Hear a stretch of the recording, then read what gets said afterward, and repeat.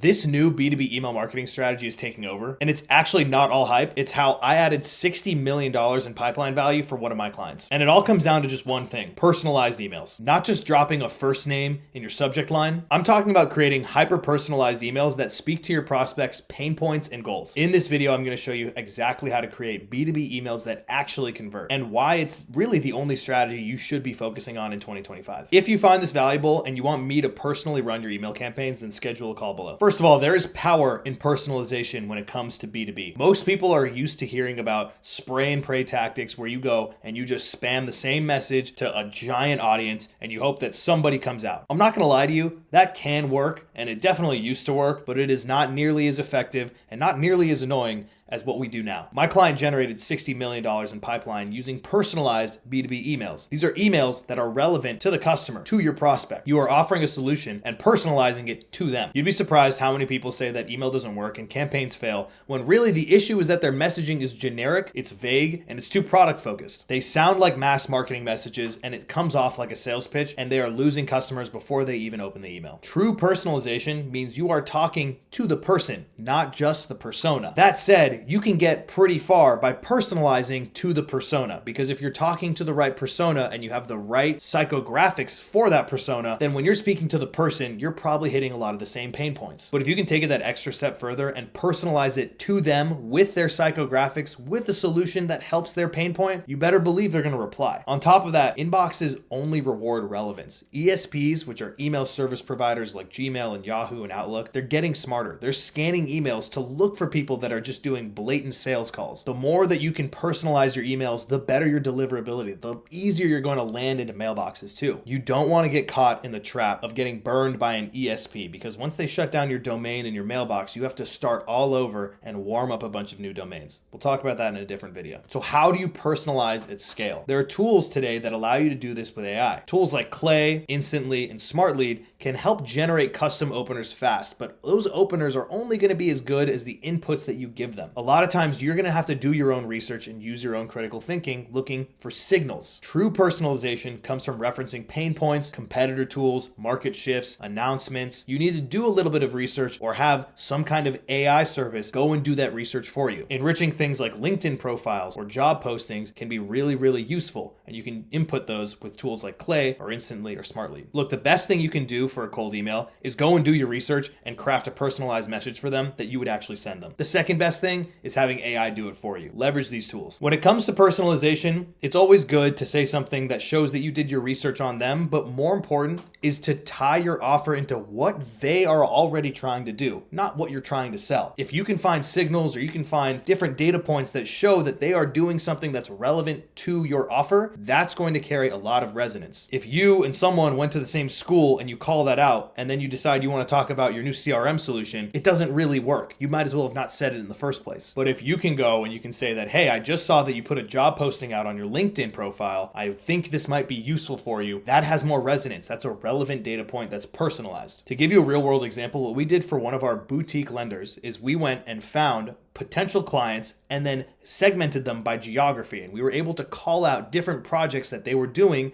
in different areas, down to the city. So we were able to call out the project with specificity and then offer our solution for them. And then we even took it a step further and identified what deal stage they were in to know who were the highest intent clients, and we hit them first. You want to combine your automation with your research with your voice. You cannot sound like AI, because even if you have the greatest offer in the planet, so many people will simply delete the email because they think that a robot wrote it, and that's going to lose any credibility for you. Now, you can get pretty deep when it comes to prospect research and finding different intent signals for them. You can research their industry, you can research the product, you can research what growth stage they're at, any recent activity between hiring and funding. For example, right now, there are some pretty steep tariffs happening between the US and China. You can probably assume that there's a bunch of e-commerce companies that are feeling the pain of those tariffs, and there's going to be someone out there who has some solution that might be able to alleviate it. That's using things like the industry news to craft a personalized message for someone. On top of that, if you know someone manufactures certain products, or if you know that they're at a certain growth stage, they've got a bunch of SDRs they're hiring for, these kinds of things can help craft that message and give you a sense of where the company's at to give you that deep research feel. And if you don't know about the industry news or the current growth stage or whatever, you can simply go to ChatGPT and you can start asking questions and it'll start getting you going. And if you need a 3-part framework of how you would craft the message, it's pain, then impact, then desire. An example of this would be, hey, I know the tariffs are impacting businesses that source from China and they're eating into their profit margins. That's pain and impact. Then you introduce the desire. If we could get you reliable fulfillment at the same speed and cost out of India, would that be interesting to you? That solves their pain and their impact and offers a solution. Here's a nugget for you guys. I do this with every single new client that I have is I get ChatGPT. I ask it to summarize pain points for every ICP that I'm targeting. What are the top challenges? What keeps them up at night? What kinds of things are they trying to solve? What's top of mind for them when they wake up on Monday morning? These kinds of questions are going to help you craft the right message that's going to appeal to them. You might think you have a clear understanding of your buyer's persona, but I've always been surprised by what I get from ChatGPT just by introducing some prompts to it. Even just introducing the fact that I know why they got funding in a follow-up message has booked me a meeting almost immediately with a different business. Here are two campaigns, one that had personalization with it and the other that didn't. First glance, it looks like the no personalization campaign absolutely crushed. But if you look at the percentages, you'll realize that it actually didn't do as well. I had to send 2,200 emails to get 17 responses, which is a 2% reply rate. When I added personalization, I sent 151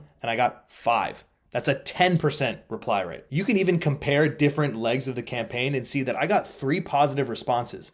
I sent 151 emails and got 3 positive responses. On the other campaign, I sent 2,200 emails and got 3 positive responses. At the end of the day, a positive reply is a positive reply, but if you can get to those replies faster, then wouldn't that be better for everyone? Now I want to get into some multi-layered personalization tactics that I like to use. I typically think about personalization at 3 different levels. There's industry-wide, company-wide, and then the individual personalization that you can implement. Industry-wide personalization is calling out something like the tariffs and how they're impacting e-commerce businesses. Company-wide would be calling out how ads need to be more profitable given the new tariff updates. And then individually, you can call out and say, I saw that you're looking for a new paid media manager. Maybe this can help. Trigger events like hiring SDRs, switching CRMs, anchoring your messaging to those kinds of announcements can be really, really helpful. And you can find a lot of this information on sites like BuiltWith or Wapalizer. And I always write my email and then check it the next day. You'd be surprised. You spend a bunch of time writing a bunch of copy and you think that it looks pretty good and you just spent 45 minutes on it. If you come back to it with a fresh set of eyes, you'll look at it and you'll probably think, wow, I wrote this like a robot. This doesn't sound like a human at all. I wouldn't reply to this. A good litmus test is looking at something, especially when it's hyper personalized, and seeing, does this sound like somebody just knows me, or does it sound like I scraped a bunch of data and tried to shove it into an email? Pretty much every time I've done personalization or really written any copy for an email campaign, when I come back in the morning, I look at it and it doesn't sound like a human wrote it at all. So I would highly recommend giving some space between when you first write it and when you first launch the campaign, because you're going to want to make some changes, especially the more data and detail that you're adding into it. And my favorite and probably the most effective type of personalization that you can use is case study driven. This is where you get a relevant client with a relevant case study, because a relevant client win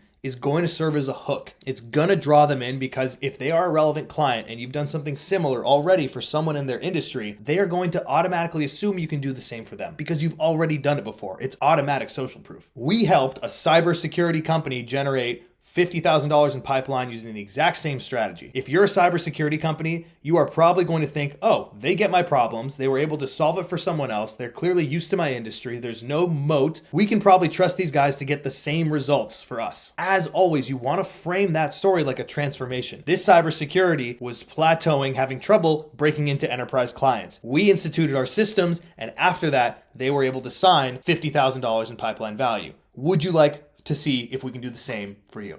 The closer you can get your proof to similar in size, vertical, and pain, the more that you're going to be able to convince them that you have the solution that's perfect for them. And also, if you are calling out the size of their company, the vertical they're in, and the exact pain they have, then they are going to believe that you have that exact solution for them, that there is no other solution that understands them as well. When it comes to selling clients in general, the better that you can position yourself as the solution for their specific problem, the more you will close. If you run a paid ad company and you find a company that is desperately trying to make the best out of the tariffs, you are not going to approach them and say, hey, we'll run paid ads. What you should do is tell them, listen, we work with retail brands that are between $1 and $5 million in monthly revenue, and we help optimize their paid ads for profitability so that they aren't affected by the tariffs as much. We reduce that by 20%. Do you see how one is just a paid ad service and the other one is a relief effort for e-commerce brands trying to stay profitable? Positioning, same exact product. The actual messaging of it is very simple. We helped a company just like yours, cybersecurity company, generate $24 million using this strategy. A lot of times that signals enough. And with any campaign,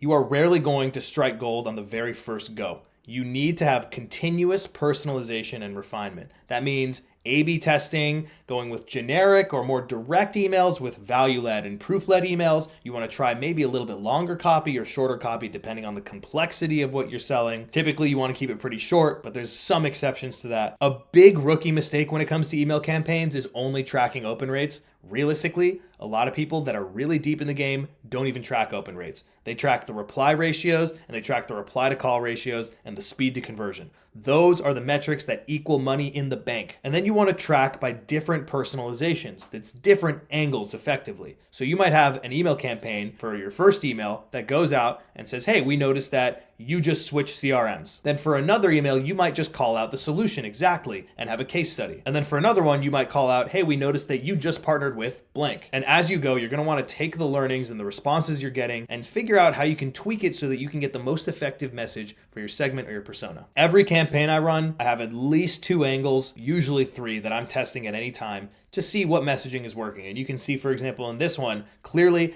email 1A is doing the best. So that's one that I would continue working on, and I might turn the other ones off and try a new angle to see if that works better too. This is where email marketing is at nowadays. This is as good as you need to get if you want to have an effective campaign that actually converts. If you found this valuable and you want to see how I added $60 million in qualified pipeline using personalized B2B emails, then book a call with me below or watch my next video where I discuss how I did that in more detail. Either way, I'll show you the exact templates, the scripts, and the setups that I use to help turn emails into millions of actual dollars. Thanks for watching.